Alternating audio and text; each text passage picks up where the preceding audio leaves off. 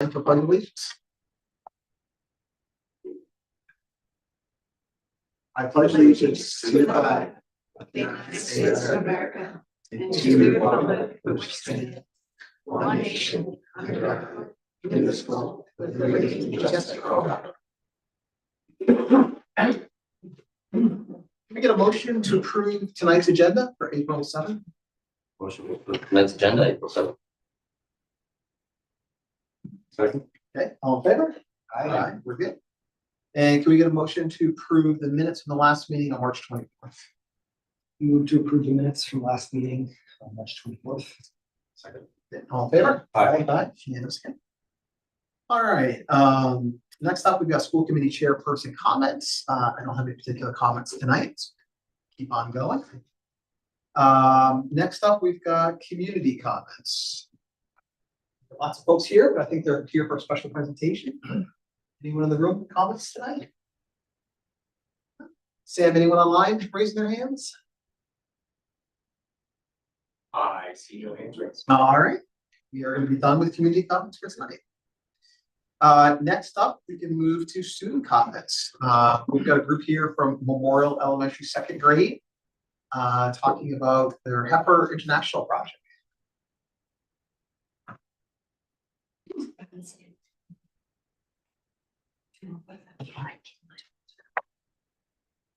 First.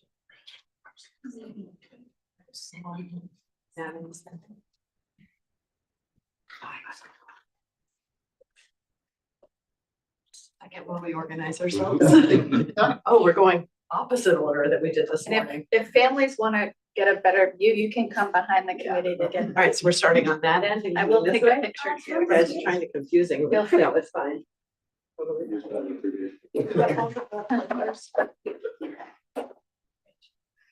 Why don't we start by introducing ourselves? My name's Mia. My name is Natalie. My name's Crystalia. My name's Anna. My name's Abigail. My name's Dorian. Hello, everyone. We're excited to tell you about a special project we worked on in March. During this unit, we learned about life in Africa, practiced identifying story elements and summarizing text.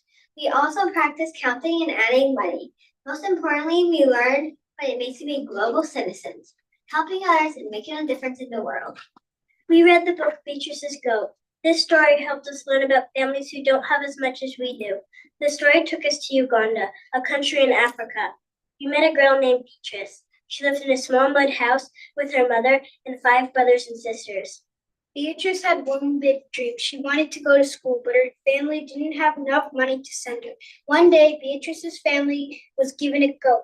The goat had twins, and Beatrice took great care of them. The goats gave milk, and Beatrice sold extra milk to earn money. After saving her money, Beatrice finally had enough to go to school. We wanted to help you just like Beatrice. Instead of just asking for donations, we worked hard by doing chores at home to earn money. Each class put their money together to help the family group Heifer International. This group helps families by giving them farm animals and training. We had a big goal to raise enough money for 6 goats, 1 from each class. But guess what? We went beyond our goal. We raised $1,217.07. That means we were able to get 6 goats, 1 water buffalo, 1 pig, 2 honeybee hives, and 3 flocks of chicks. We're so proud of our hard work and how we act as global citizens to help others in need.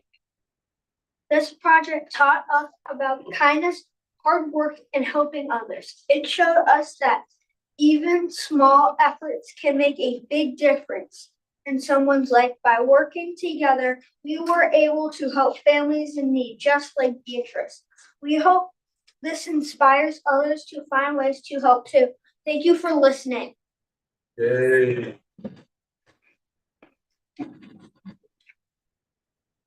Any questions? Do you know what they named the goats? Mudasa. That's okay. I'm impressed you remember. That's great. Any other- Do you know what they're gonna use the goats for? Are they, Who wants to answer that? What do they use? What do they get from the goats? Go ahead, Natalie. They use the goats. Tell him. They use the goats for milk, and they sell the milk so that teachers can go to school and they can earn the things that they need. Cool. Which animal do you like the best? I could probably say the honeybee if I could. Do you like honey? Yeah. Yeah. Something that we learned from the woman who was working with us at Heifer International is that every animal and every piece of livestock that they purchase multiplies by 9 because of the number of times that they've reproduced. So really the kids' impact is 54 goats, 9 water buffalo, 9 pigs, 18 honeybee hives, and 27 flocks of chicks. So they did a really nice job and really helped people in need. It's awesome. Thank you so much. Congratulations. Thanks, guys.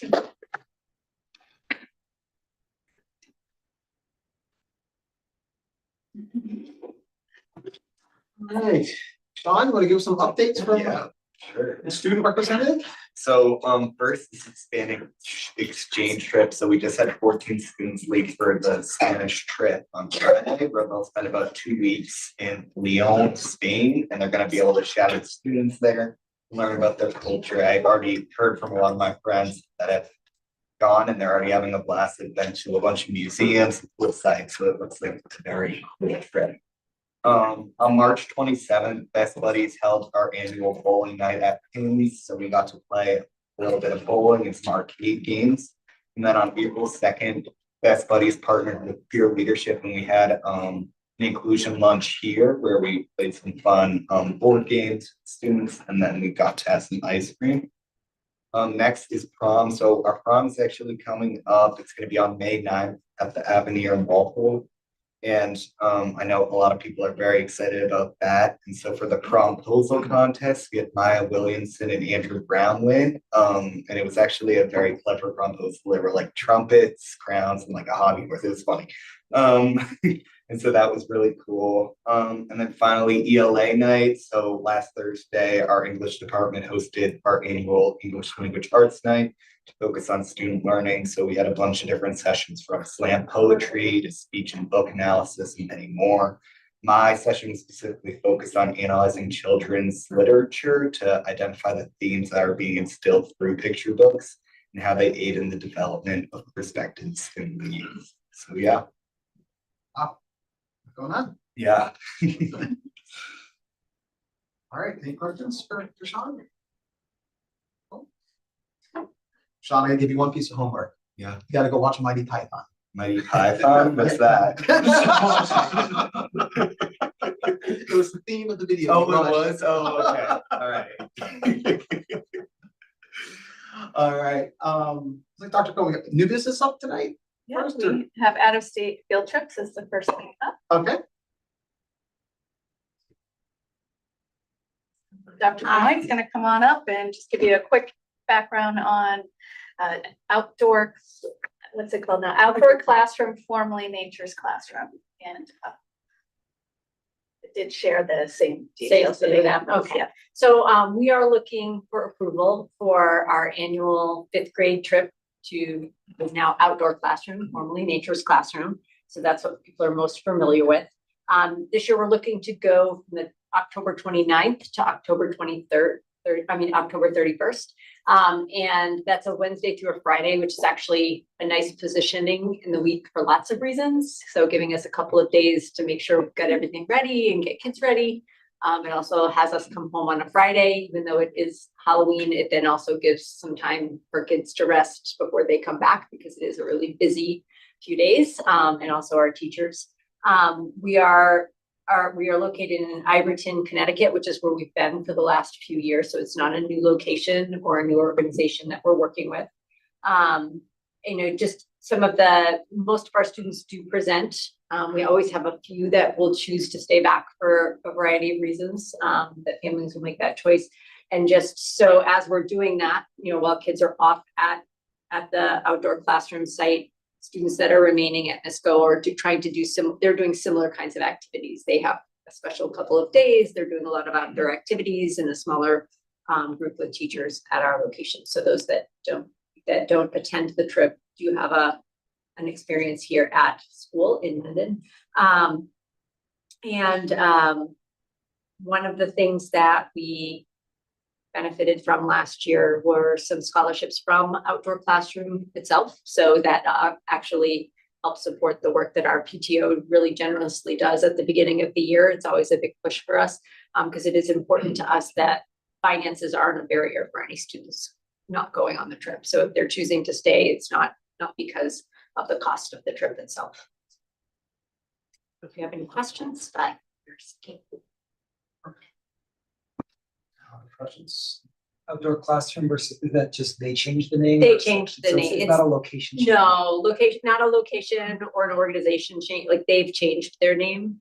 I'm not sure exactly the decision behind the name change, but they're now calling themselves Outdoor Classroom. She'll still be in nature though. Yeah, we will still be out. Be outdoor, but in not in nature. nature. Yeah. I know, really. Yeah. So I'm not really Why sure the change? though? why the name change, but yes. Any questions? All right, get a motion to approve? Motion approved. Second. All in favor? Aye. We're good. Thank you. Fantastic, thank you. All right. Next up, we've got the capital project votes. Dr. Cohen, do you want to give us an overview here? And I think we should read what I put in there just as like the outline of the requirements.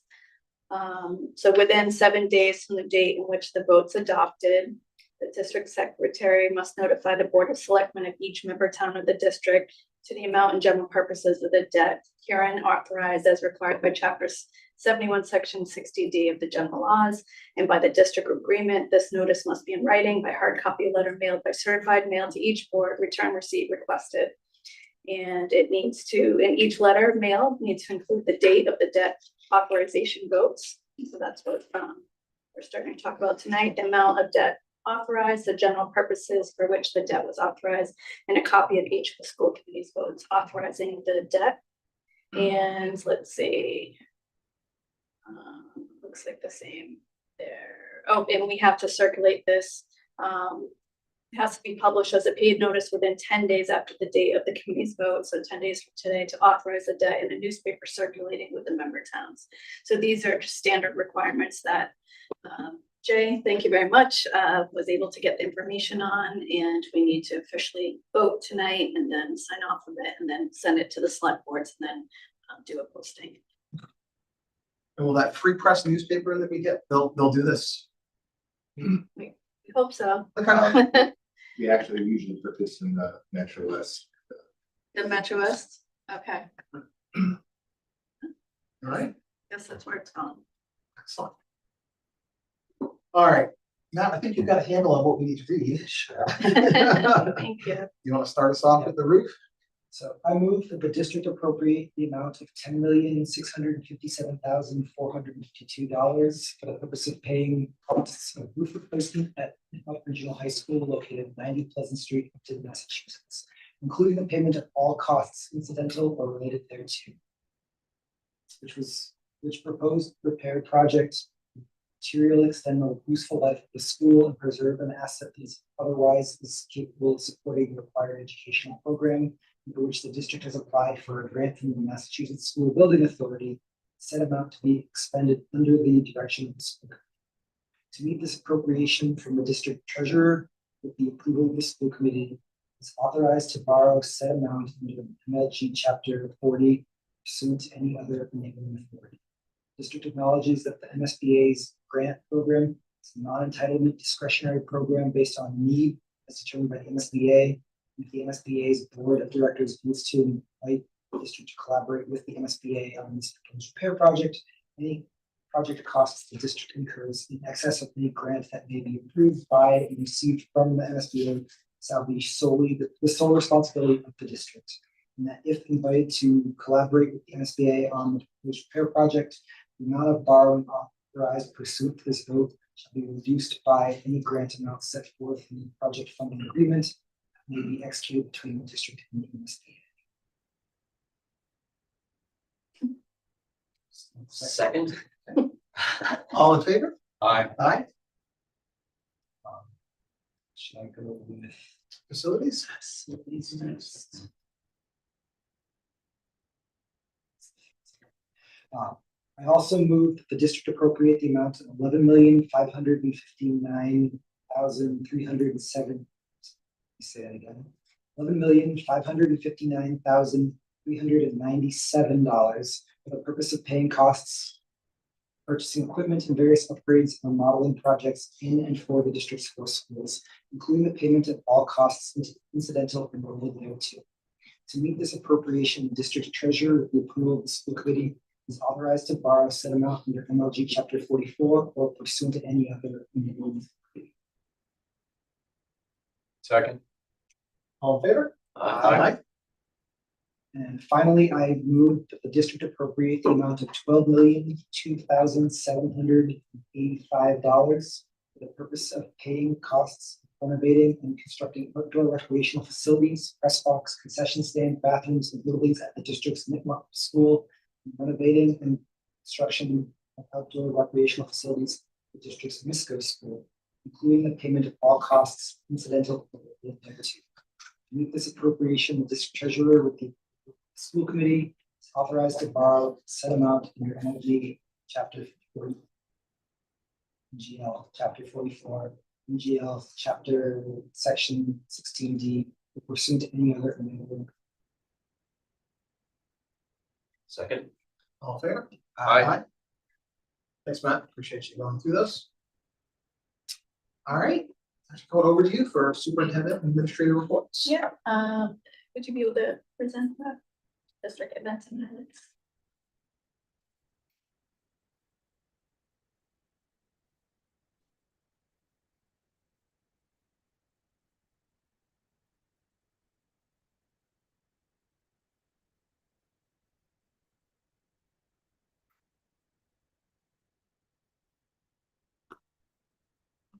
All right, we have a lot of very exciting things happening in the district this past.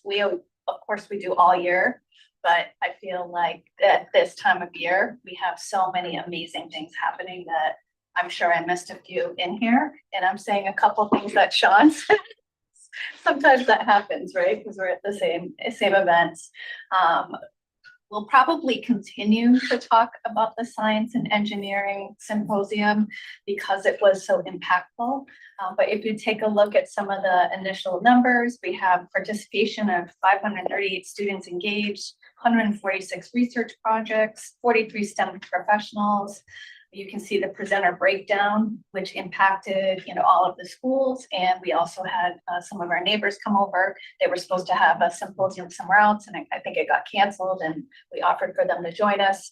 And we also had students reviewing one another, and there were sheets that you can see. So you can see in the bottom right-hand corner, we have some of our Clough friends who were here presenting at the previous school committee member meeting. And see some of the high school students, they were all alternating, coming in and taking notes and providing feedback, and all of the students who participated received feedback on all of the presentations.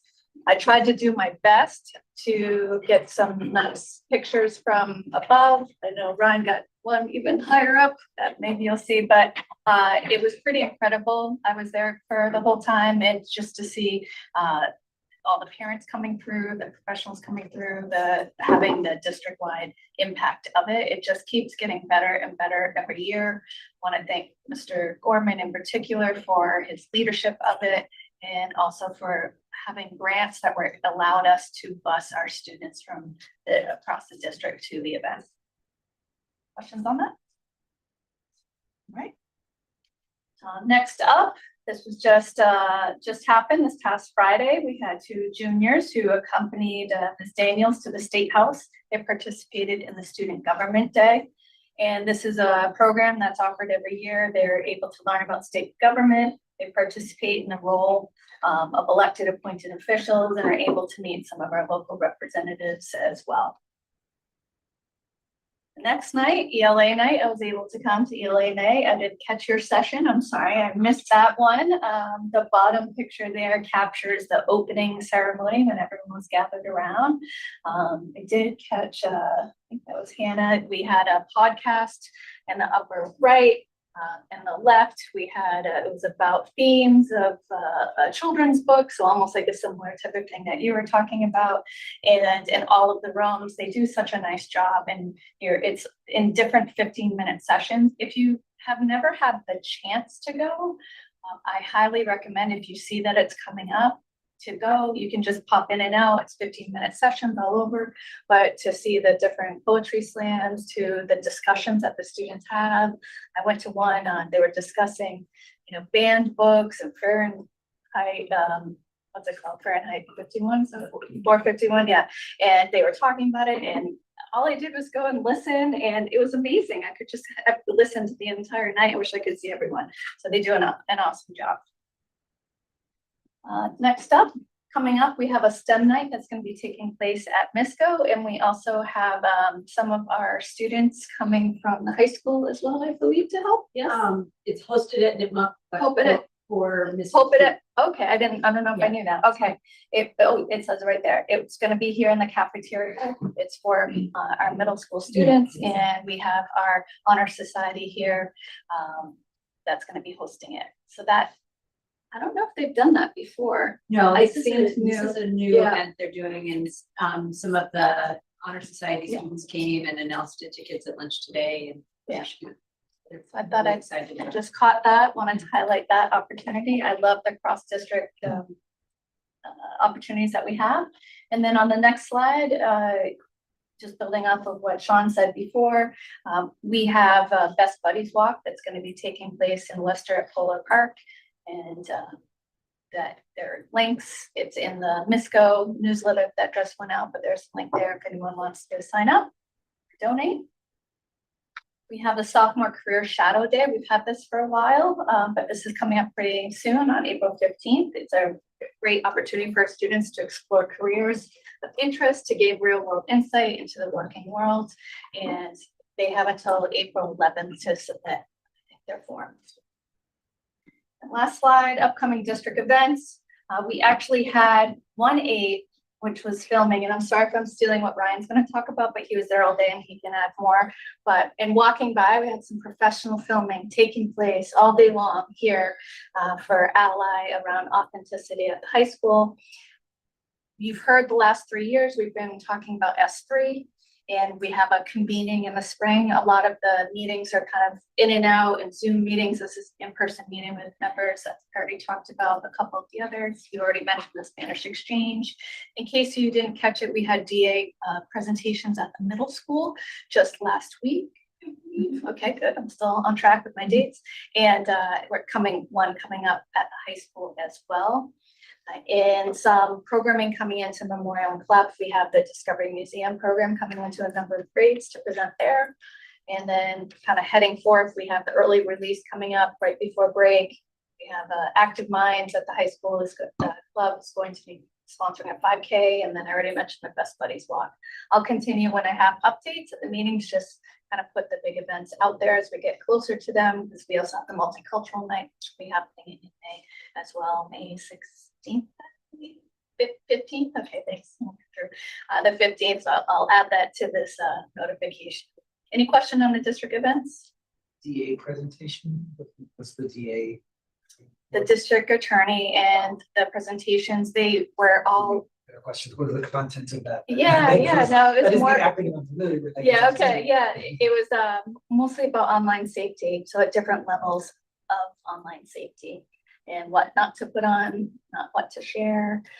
And it was, they had a 5th, 6th presentation, a 7, 8 presentation. Now we have a different high school presentation. It's something that we do. If we don't do it annually, we definitely do it every other year, and they do updates to the presentations to be proactive. And then what's nice is the middle school did an internet safety presentation for parents as well that they could attend related to that. Good question. All right. Secondly, outside of the district updates, and you don't have to post anything for this up here, but I wanted to just touch base about some of the capital project work and some of the presentations last week. Jay and I presented at the Upton FinCom. It was mostly a budget presentation, but it was almost half and half budget, half talking about capital. I have given presentations at Clough Elementary, Memorial Elementary last week. To the faculty members, I had it was an after school session for any MISCO, because we didn't have a faculty meeting I could attend within these weeks. So a few people came to that. And today I presented right in here for Nipmuc and just gave them the overview presentation and answered questions about the capital projects. Tomorrow night is the Clough PTO. I'll be attending that. There is a Mendon Select Board meeting on Wednesday. They asked MUCP to come and answer questions on fields. On the 10th, we have Upton CPC. On the 15th, Mendon FinCom asked for us to come and be available to answer questions again for the warrant articles. Eric just scheduled April 16th for us to go and present and answer questions at the Men's Club. And we're just also in contact to see if there's ways we can reach out to different constituencies like senior center groups, et cetera, in both towns. I'm sure I'm missing something, so I have linked in the presentation document for you. But those are some of the highlights when I looked at my schedule the next couple of weeks. But we've also just offered out that if anyone is seeking any of us to present, to answer questions, we are available to do so. Any questions, comments on that? Oh, and I know Sean, was at the library trustees as well and shared some information there. I don't know if anybody Small group, wanted to but- come. Yeah. One at a time. All right, that's what I had for some updates. All right, great. Thank you. Now we can have Brian. Now you can Cozy affair next you to can present here or there, whatever your preference. If you want your space. If you like to have the Mendon-Upton in front of you. That's what we're small group. Yeah.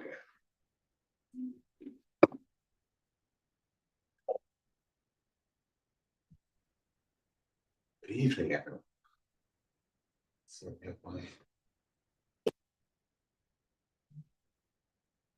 So tonight's goal, just a quick overview of like what's been happening with learning innovation across the district. You can go to the next one. And when I started to figure out like how to put this together, I had a tough time deciding how to organize this. So if you go to the next one, I figured if we talk about this for the priorities, so like we have our 4 main priorities of deeper learning, curriculum, inclusion, equity, and well-being, community support. That's kind of how I framed what we've been talking to make it a little easier to go through. So the first one is our deeper learning framework. So just a refresher. So we have agency, reflection, revision, authenticity, and collaboration. And this was rolled out this year, what these elements were and what the definitions for each one was. And the really amazing piece this year was, I think this started last year, but each of the schools has really taken ownership of one piece of this framework. So each school is focusing on one of the elements, and the instructional partners have been a big piece of pushing out and diffusing that information across the schools, but also within the schools, meeting with teachers on prep times, organizing, like at the high school, they do authenticity protocol with teachers. The conversation cards that happen from the ally work with the middle school has been pushed out by our instructional partners as well. So it's been a really great school-led initiative. And if we look at agency, Sam, our lovely Sam over here, organized with myself and 2 of our teachers at the middle school, showing the teachers to get the kids using some of the tools in the IAC, which they use to make their t-shirts for the science symposium, which I will also mention a couple of times as fresh in everyone's mind. But also just getting kids to use some of these digital tools to get them on their own making decisions and have the power of choice. So I've gone in with some of the elementary kids on how to make their AI generated images to use in their fairy tale books. I was just in 8th grade with Mr. Rosenau at middle school the other day. He was looking for ways to get kids to get feedback on their writing. So we made this room in Magic School where kids can go through. They have a sentence starter tool. He put in a writing feedback tool. So when students want to get feedback on their writing, they go and use those tools in the back end there. For reflection and vision, I want to talk about ILD. Like I was waiting for months to actually see an ILD for the first time. It was really amazing. Like the planning all the way through the kids participating in the sessions teachers designed. There was a lot of, And I'm gonna pause, just Yes. ILD is Inspired So sorry. Learning Day. yes, thank you. Yeah. I spent a Yeah. whole day a For anyone film crew watching, yes. Yeah. telling people Yeah. to rephrase the question so everyone knows what they're talking about. And of course, I did not. You know, it's okay. I know they know, but. Yeah, so for our first Inspired Learning Day, there was a couple different ways students were reflecting. One of them at elementary and secondary level, students were filling out Google Forms that automatically generated these really great reflection documents that students have been able to put into their portfolios. At the high school, they're using that for the mastery transcript records. You can go back. So I'll give a little template. At the elementary level, we used Padlet, and all the kids were giving some video and audio reflections on like what's their superhero story for the day, like how did they use one of the POL competencies in the sessions that they were doing.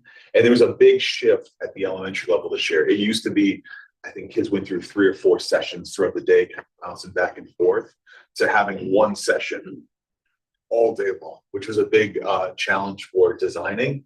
So I came up with, we had the session design tool that we went to staff meetings with at both elementary schools that could help them brainstorm and build learning experiences that would be aligned to like what we were looking for, to have those deeper learning elements baked into it.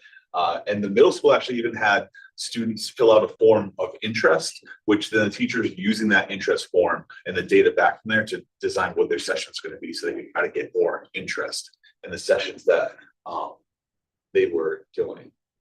For collaboration, for me, as a new person, although I can't be new anymore, but as a person coming in, my monthly meetings with school admin have been like immensely helpful. Like both to drive out and understand like what's happening across the district and what the needs are each school's having, to also pushing out things that we want from the district level. So like the My Name Is initiative that we've had, but also we've been talking a lot about how do we align these deeper learning experiences from elementary up to the innovation programs at the high school.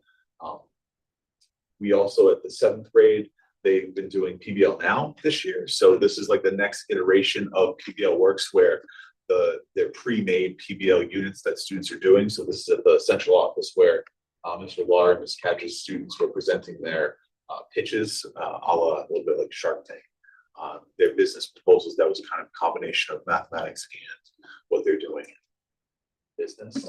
And all of this leading up to, we have some showcases that are happening at in May, where students are taking the projects that are the culminating events of their Project Lead the Way, or some of the stuff we're doing at ST Math, and they're going to share that at Memorial. We're having a 4th grade exhibition of student work, where we're going to have some professionals, again, taking some of those folks that were also great enough to come by and be at the science symposium. Let's give feedback to our kids. That leads into the larger 1-8 showcase event in May, where over 500 professionals are giving feedback to students. For some of the PD that we've been doing also for collaboration, I've been trying to we've had some PD at the district level for deeper learning about what the framework is, and what those elements are, some differentiation tools we've done using some of the AI things that we've built throughout the year. And then in our authenticity side, this is probably where you see the kids will see the most obvious pieces of the framework, but a lot of professional engagement. Those 3 folks there are from the ILD. They're local Upton businesses that came in and worked with students to develop business plans for businesses during the Inspired Learning Days. Just this past week, we had students from forensics, where each group of the forensics class was designing up a crime scene that another group was investigating, and then they They went to the courthouse in front of the judge and presented their case in the courthouse and got feedback from the judge on what their argumentation was in the forensics class. And for PD, there's that directly is related to the level up protocol, which was from over at the high school, where they've used this protocol to take a lesson that's already pretty great, and how can you make it even more authentic. But for PVL and Project Lead the Way this year, we're trying to build sustainability. So how can we get new teachers on board to say, this is how we're doing problem-based learning, this is what we do for PLTW. So by the end of this year, we're working so that all the teachers at the middle school will have PBL training, and then everyone at the elementary school and the classroom teachers and our 2 tech teachers will have had training for PLTW by the end of the school year. So our second goal for the district is curriculum. So Innovation Career Pathways is a big part of what's been going on here this year. There was the first annual signing day. So we had all of our new ICP students committing to their programs. So I was lucky enough to be able to there and speak. And the impact of what they're doing is taking things that are real world and figuring out how to get that into the curriculum. So on the left-hand side, we have our marketing students from Mr. Wood and Mr. Kelly, who they had students designing a lesson plan for making a social media app. And then the kids went down to MISCO and they ran the lesson with kids. And they had MISCO students going through and designing social media apps. And they were giving feedback from what they knew of marketing that they learned through the Innovation Career Pathways. Our CS students have been doing some cybersecurity with analyzing network threats in the first year of cybersecurity class. And then, kind of harking back to authenticity, like no matter where we go, I'm just like stumbling into authentic learning. On Friday, there was 2 FBI agents that were in the media center downstairs, and through a connection talking with them, they actually have 2 folks that do investigations that are more than happy to come in and speak with our Innovation Career Pathway students on like, what is it like to do these investigations from that FBI standpoint? So hopefully they'll be coming down, whether in the fall or in the spring. There's been some changes at the 8th grade too, some redesign of some of those computer science courses.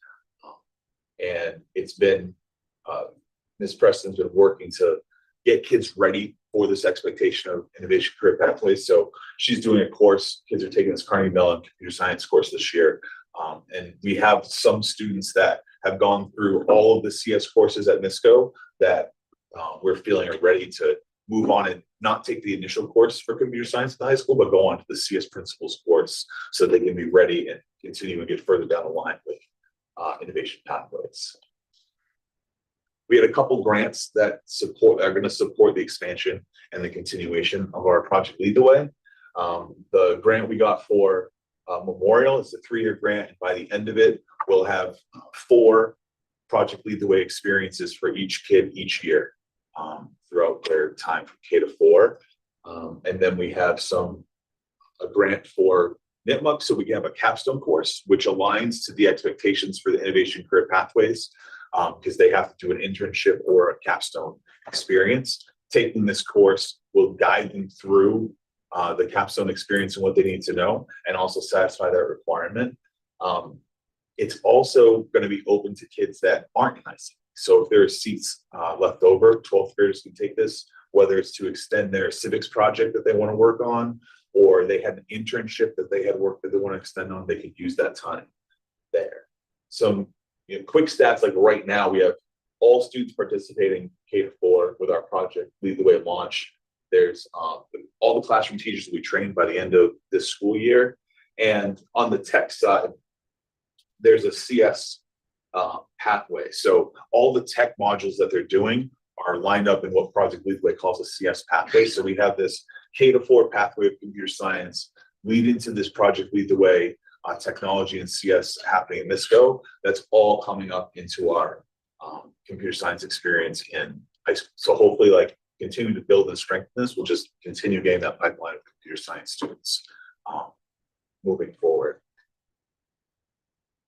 We've had some tech integration work with teachers this year. There was 15 educators that participated in a ed tech teacher online micro course that they were piloting this year, integrating education technology with UDL principles. And I had a number of folks come with me to the AI and Education Summit through EdTech Teacher as well, learning about a bunch of different applications for AI in education. But I did want to show on the right-hand side, these are comments and things that have happened from that summit. And just showing what we're doing with AI and what teachers are thinking of using. It's not plug and play and students getting answers. They're using it to support all students to get access to information. Like they're using leveling text, they're having research support for students when they're in projects, those writing tools that I mentioned earlier with Mr. Rose now. They're getting feedback on their writing. So we're starting to get ways that kids are using these AI tools to meet the needs of what's happening in class and also get some experience with some literacy about what these tools are doing. For our third priority, we've been working a lot to get teacher accessible data that's beyond the numbers, right? That's all with our whole child review, like having the data living somewhere that all teachers can see for each kid, this data that goes to their well-being and their sense of inclusion. The fourth graders at both schools have been designing these portfolios, and I'm working with both schools now to digitally preserve these portfolios. So when they come to NISCO, they're going to have that data with them to share and have that identity as a point that people can know who they are when they come into the schools and continue building that. And we also have the My Name Is initiative throughout the district where all students are recording, pronouncing their name and having that accessible for people to hear, so pronunciations of names. There's a district collaborative with myself, Cheryl,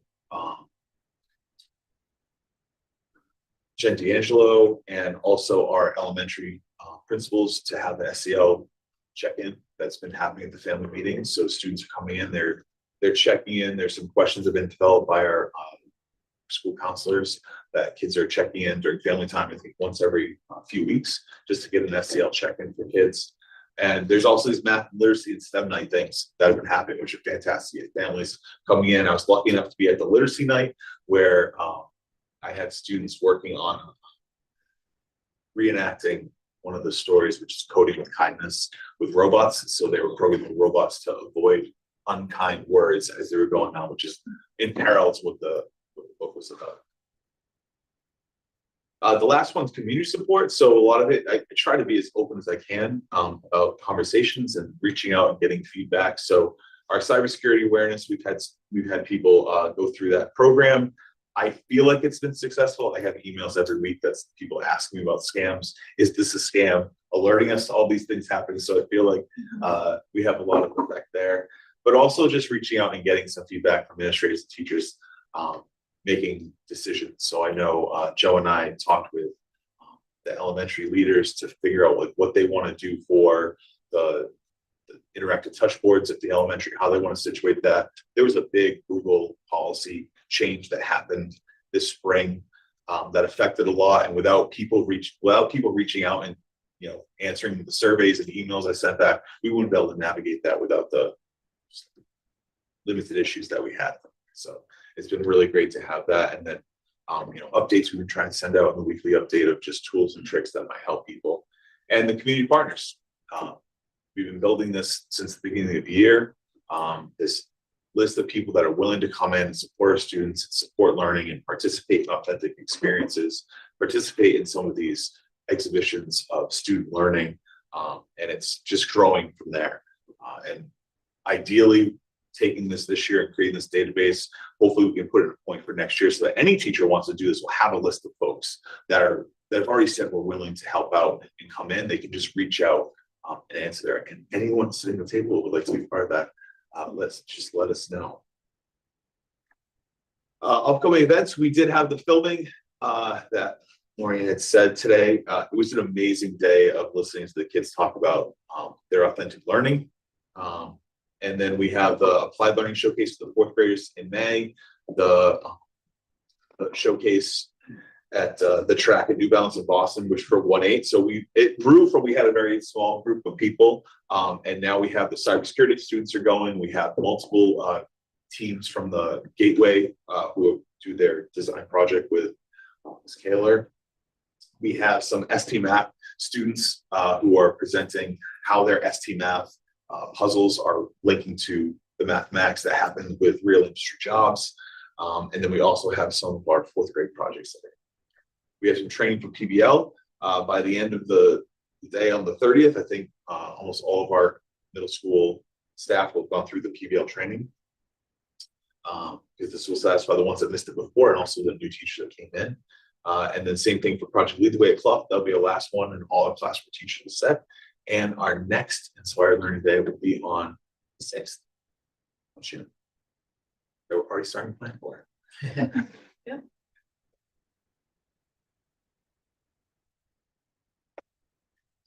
Questions? On the innovation curve pathways slide. Yeah. You had the chart on the right side that had business and finance, 18 students, 3 size 8, healthcare 1. Yeah, so that's a very motivated student. We actually just found out that we have that program that will start next year. So I believe they I forget when Ms. Bennett had sent it out, but there was a student that was interested. It's already said, like, whenever this happens, I'm in. Okay. But it has not happened. So we'll have more You're on not, it. you're not, It's not- you're not running classes with one. Yeah, no, it hasn't student. even started. It just hasn't. I believe she said that she wanted to do it before we even got a notice that it was even happening. So it's very eager. Very eager. Where would you say this is a big smattering of stuff here? Where would you say your primary focuses are? My primary focus is Or is it just in supporting all these activities? well, I think my primary focus is across pretty much all of this.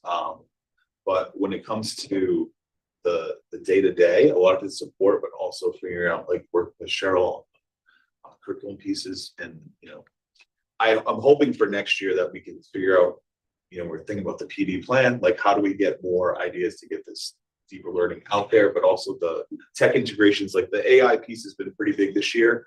Understanding that people have gone from when I did my first PD in the summer, there was a good number of hands of people that like had never done it before, to now I think I was actually meeting with Magic School earlier today, and I think we had 125 people that have used just that one tool in the past few months. So how do we consolidate around 1 or 2 tools and provide some PD and some structure that we can do it effectively instead of kind of chasing all the tools around. So answer all of them. Yeah. When I have them share departmental updates, and sometimes I share some other, I don't give you everything, but I give some highlights.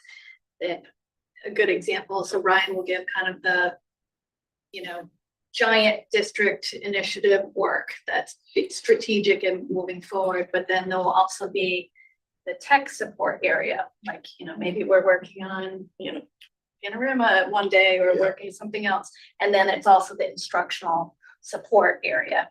So you kind of have this you have the supportive teachers around all of, the elements that he talked about when he is in classrooms, and then you'll have the tech support that's either big or smaller too. So it's a smattering, but essential. And I feel like he's been here forever, so he just fits right in, does a great job.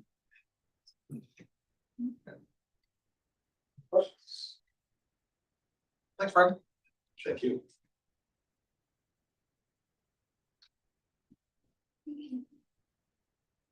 Next up, we have Jay, year-to-date report.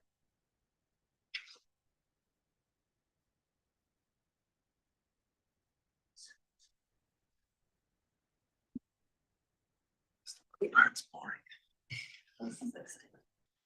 All right, so first of all, you do have the year-to-date reports in that folder, so I updated. I don't think we did February, so put that in there. March is in there. Everything is pretty much trending where it should be. I don't really have anything of great alarm. What I tried to do was pull out a couple of things just as a comparison. For example, how much of the budget have we spent as of the third quarter of the year? We're a little bit higher this year, but I quite honestly don't see there's a big differential between 68.5%, 70% of the budget at this time of year. Those 2 years that are much lower, those are the pandemic, coming out of the pandemic years. So it makes sense that they were a little bit lower. But I'm fairly comfortable with where we are in that regard. The school choice appropriation we've talked about before, we appropriated $1 million. Right now, The encumbered amount is $897,000, so we got about $102,000 that we hopefully will not have to use this year that will carry over to help for next year. That could still change during the course of the year, but that's kind of where we're at this point in time. That's higher than it's been in the last couple of years. I think that's mostly because in the last couple of years, we had a couple of situations where teachers resigned and it took us 2 or 3 months to fill the position. We haven't really had much of that this year. So that's a good thing. We did have to add some additional staffing. If you go through those reports, you'll see some of the special ed teaching, especially the medical therapeutic teachers and paraprofessionals. We had to add a couple of staff people. And we had to add some contractual services at pretty much the elementary schools more than the middle school and the high school, a little bit at the high school. But basically that's around $100,000 right there in additional positions that we had to bring in or supports that we had to bring in. There's services we had to provide that weren't really on the radar at the beginning of the year, but as the year transpires, these things do come up. This is a little bit higher than I like to see it, but again, we have to provide the services, so this is kind of part of the game. And of course, no report would be complete without my snow and sand report. We budgeted $145,000 so far. We spent a little bit under $70,000, which means we've got about 77 left. It's one of the things that helps us offset when we have other cost overruns in other places. I think we've gotten all the bills in, but I'm not 100% sure of that.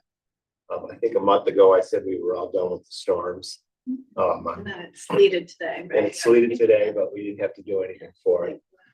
But that's kind of where those accounts stand, just so we have an idea of that. And then lastly, as far as remaining funds, we've got about $12 million left of our $41 million budget. Again, nothing that really alarms me here, similar to the percentage that we've used. It means it's probably a little bit, if you divide the budget 41 million into quarters, 12 million would actually be like 48 million. So we're beyond, we've used more than 3/4 of the budget, but again, that's to be expended. A lot of things get purchased and paid for in the beginning of the year and then don't have to get paid for again. So that's pretty common. I mean, in the first month alone, we spend several $million paying bills that are due July 1 that we have to pay out. So again, nothing really alarms me in anything I'm seeing right here. I think we're trending where we should be for this time of year. Any questions that jumped out at any of you looking at any of this stuff? I don't think so. I know, it's super exciting. So, no, it's good. Okay. If it's not exciting, that's a good thing. Yeah. That's true. That's my goal.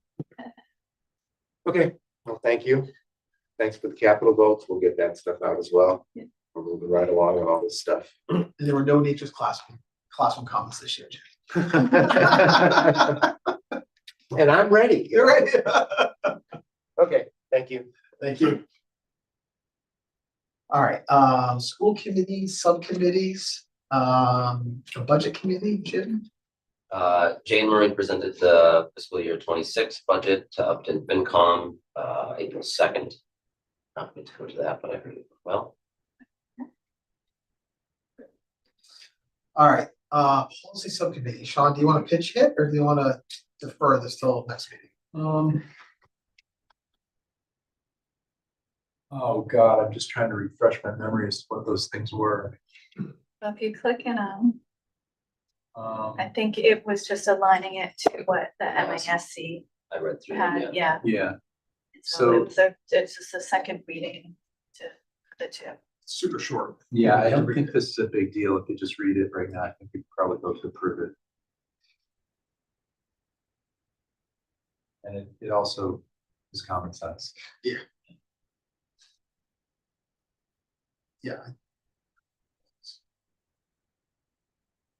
I move to approve policy changes to CBD, superintendent's contract, CBI evaluations. Second. Okay, good. All in favor? Aye.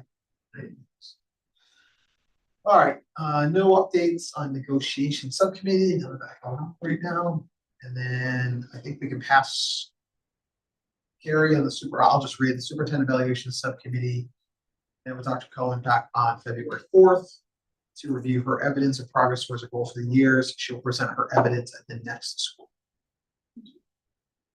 update comment. Matt, update on the capital planning ad hoc committee. Um,